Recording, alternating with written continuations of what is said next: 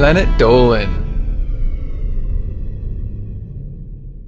From why snails die if they touch salt to the cause of nightmares, we answer some of your most burning questions about life. What's up, ladies and gentlemen of YouTube? Boogie2988 coming at you live once again through the power of the internet, and today I'll be the one reading out the questions and the answers. I'm Danger Dolan, and I'm here to blow your mind with truth. RBLX Noob Dev 8000 asks, who made the first car? This one guy called Mr. Petroleum invented petrol, but he had nothing to put it in. He put it in his socks, he fed it to his cat, he even suggested kids replace the milk in their cereal with delicious petrol, but nothing worked. So one day he was messing around with some Lego blocks and he accidentally invented a car.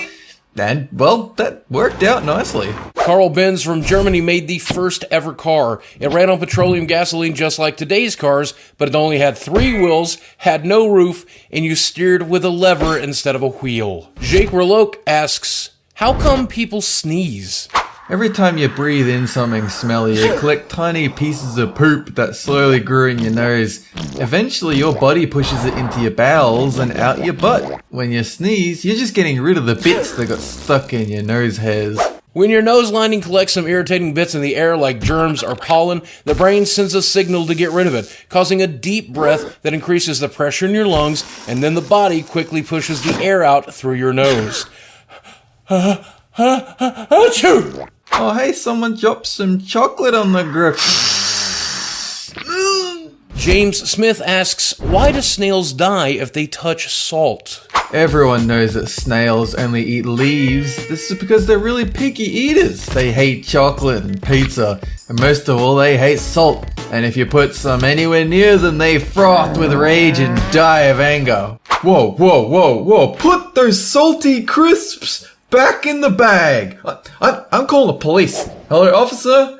This dude has a bag of salty chips. He threatened my snail. Should I take him out? Okay. He said no. The salt quickly reacts with the water in the snail's body, causing it to dry out. So the snail creates a mucus which will protect it if there's only a small amount of salt, but if there isn't, then the snail will dry out until it dies of dehydration. Lloyd Pagdalugan asks, what was the first ever animal?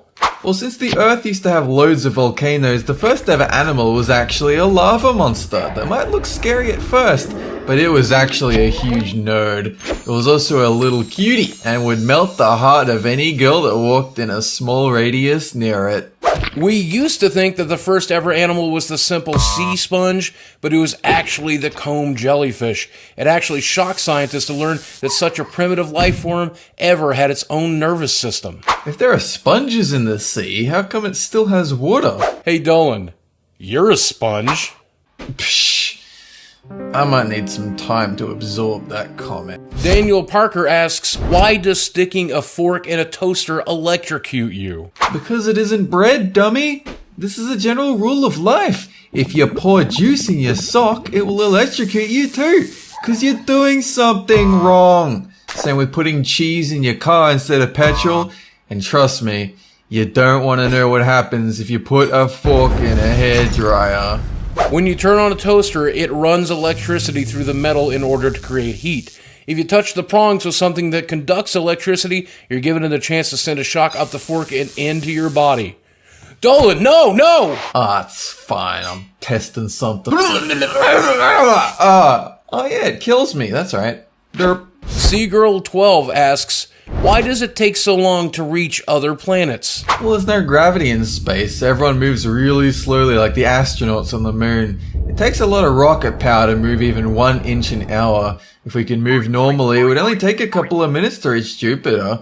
It's a good thing we have a wormhole that goes straight to planet Dolan, though. The simple answer is that they're just really far away. Without the friction of the atmosphere and the gravity of the Earth, rockets can only move about 280 times faster than a car. But the closest planet, Venus, is still 25 million miles away. What are earthquakes called on Mars? You might think they're called Mars quakes, but in actual fact, they're called galaxy quakes because the quakes on Mars are so strong they send shockwaves throughout the Milky Way. Luckily for us, they're very rare. Last time one of them happened, all the dinosaurs went extinct. When you say earthquake, you're not using the name of the planet, you're just referring to the dirt, which is also called Earth. So an earthquake on Mars or any other planet is still just called an earthquake. Oh yeah? Then what wiped out the dinosaurs? An asteroid. Well, that's what they get for being on the roids, dude. Samantha Nice Swinger asks, what causes nightmares? Nightmares are named after the scary horse creatures that fly around at night. And when you're sleeping, they come into your room and gently stroke your face, which causes a bad dream because it's real creepy, like uncomfortable. They gently neigh in your ear and it's like, I just don't want anything to do with this. Please, just stop. Lots of things can cause nightmares. The main causes are mental illnesses or having a stressful day, but they can also be caused by not eating properly and having sleep disorders. I often have a nightmare that my character Francis is the real one, and I'm make-believe. I'm the real one, Boogie, and I'm coming to get you, you son of a b****.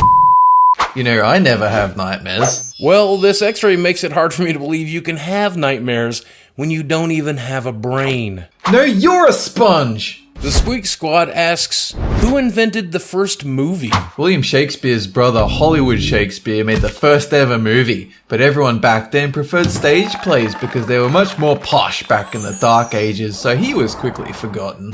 Edward Muybridge created the first ever movie in order to prove that a horse could indeed gallop with all four legs off the ground at once, but that wasn't really a proper movie. That honor goes to Louis Lumiere, who made a silent documentary about his factory.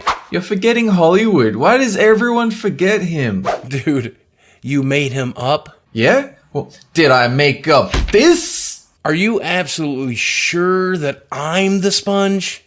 Hey, baby, I'm the sponge, baby. Ultimate Cartoon wants to know, why aren't there hover cars? You know Mr. Petroleum from earlier? He doesn't like that hover cars run on energy waves and not petrol. You can't put energy waves in a nozzle and sell it. You can't put Einstein's equations in a jar and make money from that. Also, there are pterodactyls in the air, and that is just scary. We've actually tried and succeeded in making flying cars, but it turns out there's no good way to cross a car with an airplane.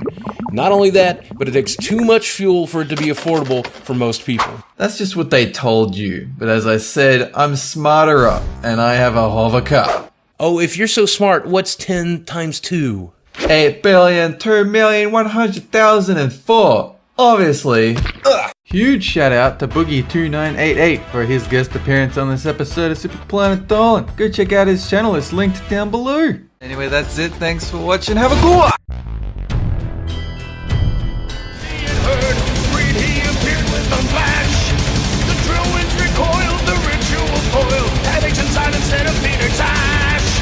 Back from the grave.